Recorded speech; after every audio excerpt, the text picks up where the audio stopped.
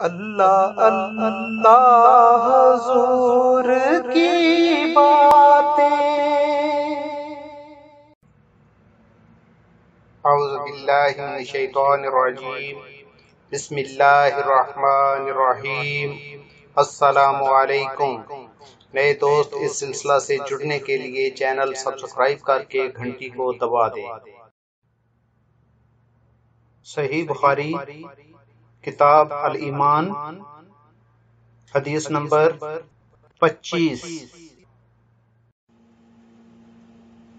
اس حدیث کو ہم سے عبداللہ بن محمد مسندی نے بیان کیا، ان سے ابو روح حرمی بن امارہ نے، ان سے شعبہ نے، وہ واقع بن محمد سے روایت کرتے ہیں، وہ کہتے ہیں میں نے یہ حدیث اپنے باپ سے سنی۔ وہ ابن عمر رضی اللہ عنہما سے روایت کرتے ہیں کہ رسول اللہ صلی اللہ علیہ وسلم نے فرمایا، مجھے اللہ کی طرف سے حکم دیا گیا ہے کہ لوگوں سے جنگ کروں اس وقت تک کہ وہ اس بات کا اقرار کر لیں کہ اللہ کے سوا کوئی معبود نہیں، اور یہ کہ محمد صلی اللہ علیہ وسلم اللہ کے سچے رسول ہیں، اور نماز ادا کرنے لگیں اور زکوٰۃ دیں۔ جس وقت وہ یہ کرنے لگیں گے تو مجھ سے اپنے جان و مال کو محفوظ کر لیں گے سوائے اسلام کے حق کے، رہا ان کے دل کا حال تو ان کا حساب اللہ کے ذمہ ہے۔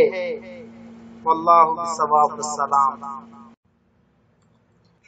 Please subscribe my channel for hadith program. دل ہمارے سلام گہرے